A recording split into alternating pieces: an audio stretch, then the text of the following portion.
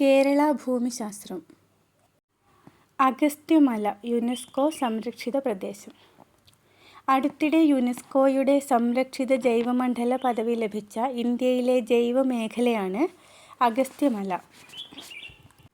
സംരക്ഷിത ജൈവമണ്ഡല പദവി ലഭിക്കുന്ന ഇന്ത്യയിലെ 10ാമത്തെ ജൈവമണ്ഡലമാണ് അഗസ്ത്യമല. സമുദ്രനിരപ്പിൽ നിന്നും അഗസ്ത്യമലയുടെ ഉയരം 1868 മീറ്റർ, അതായത് 6128.6 അടിയാണ്. അഗസ്ത്യകൂടത്തെ സംരക്ഷിത ജൈവ കേന്ദ്രമായി കേന്ദ്ര സർക്കാർ പ്രഖ്യാപിച്ച വർഷം 2001. പശ്ചിമഘട്ടത്തിലെ ഏറ്റവും ഉയരം കുറഞ്ഞ ചുരമാണ് പാലക്കാട് ചുരം. കേരളത്തിലെ ഏറ്റവും വലിയ ചുരമാണ് പാലക്കാട് ചുരം. പാലക്കാട് ചുരത്തിലൂടെ കടന്നു പോകുന്ന ദേശീയപാതയാണ് NH-66. പാലക്കാട് ചുരത്തിൻ്റെ വീതി 30 മുതൽ 40 കിലോമീറ്റർ വരെ. നീലഗിരി കുന്നുകൾക്കും ആനമലയ്ക്കും ഇടയിൽ സ്ഥിതി ചെയ്യുന്ന ചുരമാണ് പാലക്കാട് ചുരം. പാലക്കാട് ചുരത്തിലൂടെ ഒഴുകുന്ന നദിയാണ് ഭാരതപ്പുഴ. കേരളത്തിൽ നിന്ന് തെക്ക് പടിഞ്ഞാറൻ മൺസൂണിനെ തമിഴ്നാട്ടിലേക്കും തമിഴ്നാട്ടിൽ നിന്നുള്ള ഉഷ്ണക്കാറ്റിനെ കേരളത്തിലേക്കും കടത്തിവിടുന്നത് പാലക്കാട് ചുരമാണ്. കേരളത്തിലെ പ്രധാന ചുരങ്ങളാണ് ആര്യങ്കാവ് ചുരം, ചെങ്കോട്ട ചുരം, കമ്പമേട്, ഉടുമ്പൻചോല, തേവാരം, താമരശ്ശേരി ചുരം എന്നിവ. ആര്യങ്കാവ് ചുരത്തിലൂടെ കടന്നു പോകുന്ന ദേശീയപാതയാണ് NH-744. ബോഡിനായ്ക്കന്നൂർ ചുരത്തിലൂടെ കടന്നു പോകുന്ന ദേശീയപാതയാണ് NH-85.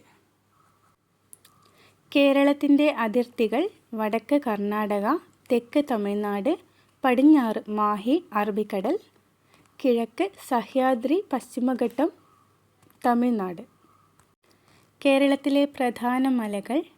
അഗസ്ത്യർകൂടം സ്ഥിതി ചെയ്യുന്നത് തിരുവനന്തപുരം, ശബരിമല പത്തനംതിട്ട, പൂച്ചിമല പത്തനംതിട്ട, ഇരവിമല, ദേവിമല, ആനമുടി, കുമരിക്കൽ, ചെന്താവര, ശിവഗിരിമല എന്നിവ ഇടുക്കി ജില്ലയിൽ, ബാണാസുര, ബ്രഹ്മഗിരി എന്നിവ വയനാട് ജില്ലയിൽ, ചെമ്പ്ര-കൊടുമുടി വയനാട്, പാലപ്പിള്ളി, തിരുവില്വാമല തൃശ്ശൂർ, വെള്ളാരിമല കോഴിക്കോട്, പൈതൽമല, പുരളിമല കണ്ണൂർ ജില്ലയിൽ.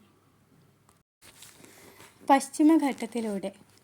പശ്ചിമഘട്ടത്തിലെ പരിസ്ഥിതി ആഘാതത്തെപ്പറ്റി പഠനം നടത്തിയ കമ്മിറ്റിയാണ് മാധവ് ഗാഡ്ഗിൽ കമ്മിറ്റി. മാധവ് ഗാഡ്ഗിൽ കമ്മിറ്റി റിപ്പോർട്ടിനെ കുറിച്ച് പഠനം നടത്തിയത് K.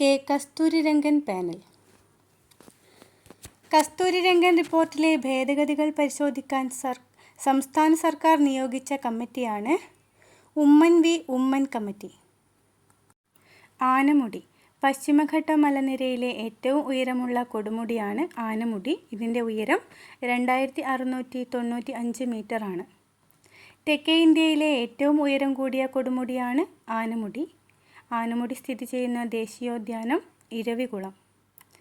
ആനമുടി സ്ഥിതി ചെയ്യുന്നത് ഇടുക്കി ജില്ലയിലെ ദേവികുളം താലൂക്കിൽപ്പെടുന്ന മൂന്നാർ.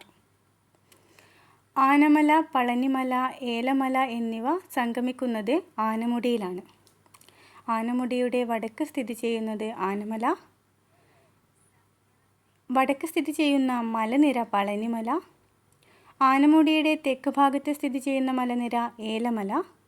ആനമലയുടെ വടക്ക് ഭാഗത്ത് സ്ഥിതി ചെയ്യുന്ന പ്രധാന സുഖവാസ കേന്ദ്രം നീലഗിരി. പീഠഭൂമി.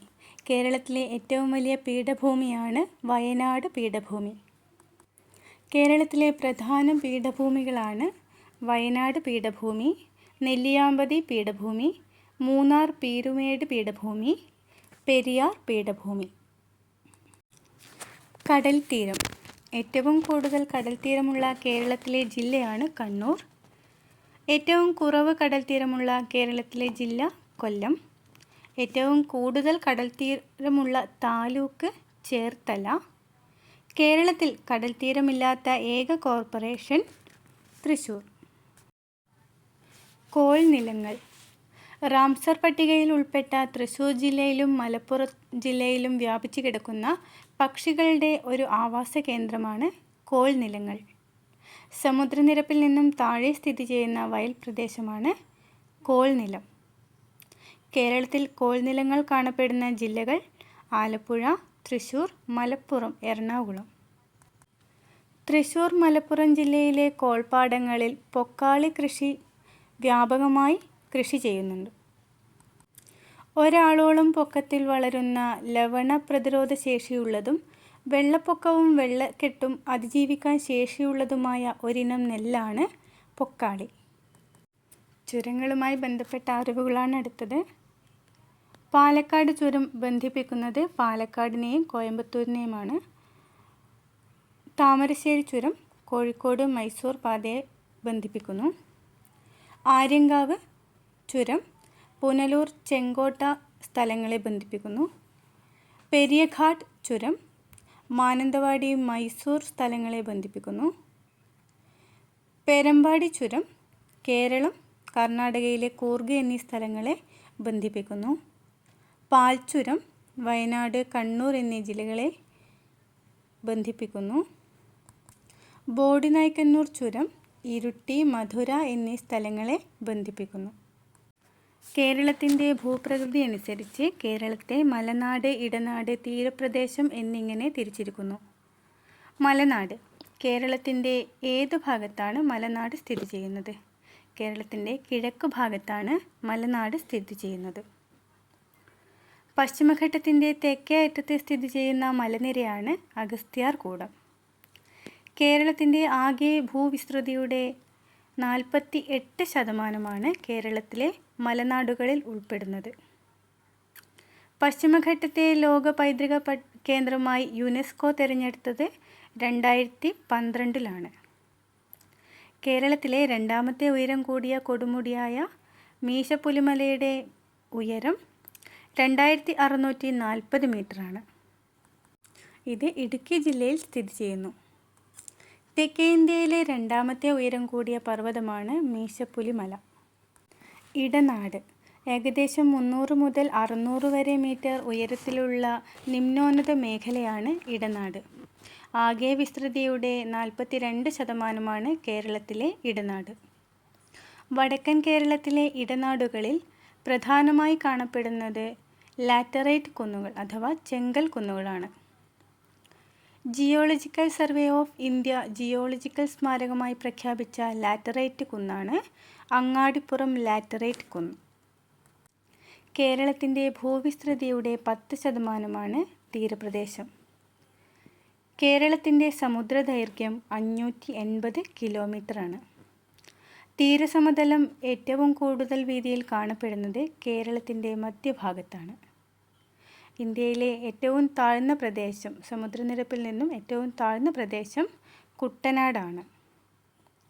കുട്ടനാടിൻ്റെ ഭൂരിഭാഗം പ്രദേശവും സമുദ്രനിരപ്പിൽ നിന്നും 0.5 മീറ്റർ ടു 1.5 മീറ്റർ വരെ താഴെയാണ്. കേരളത്തിലെ ഏറ്റവും നീളം കൂടിയ ബീച്ച് കണ്ണൂർ ജില്ലയിലെ മുഴുപ്പിലങ്ങാടി ബീച്ചാണ്. പ്രമുഖ മത്സ്യബന്ധന കേന്ദ്രമായ നീണ്ടകര സ്ഥിതി ചെയ്യുന്ന ജില്ല കൊല്ലം. ചാകരയ്ക്ക് പ്രസിദ്ധമായ പുറക്കാട് കടപ്പുറം സ്ഥിതി ചെയ്യുന്നത് ആലപ്പുഴ ജില്ലയിലാണ്. മലനാട്, ഇടനാട്, തീരപ്രദേശം എന്നിവിടങ്ങളിലെ പ്രധാന കാർഷിക വിളകളാണ് അടുത്തത്. കേരളത്തിൻ്റെ മലനാട് പ്രദേശത്ത് സ്ഥിതി ചെയ്യുന്ന പ്രധാന കാർഷിക വിളകളാണ് തേയില, കാപ്പി, ഏലയ്ക്ക എന്നിവ. കേരളത്തിൻ്റെ ഇടനാട് മേഖലയിൽ കൃഷി ചെയ്യുന്ന പ്രധാന കാർഷിക വിളകളാണ് നെല്ല്, വാഴ, മരച്ചീനി, കുരുമുളക്, അടയ്ക്ക എന്നിവ. തീരപ്രദേശത്തെ പ്രധാന കാർഷിക വിളകളാണ് നെല്ല്, തെങ്ങ് എന്നിവ.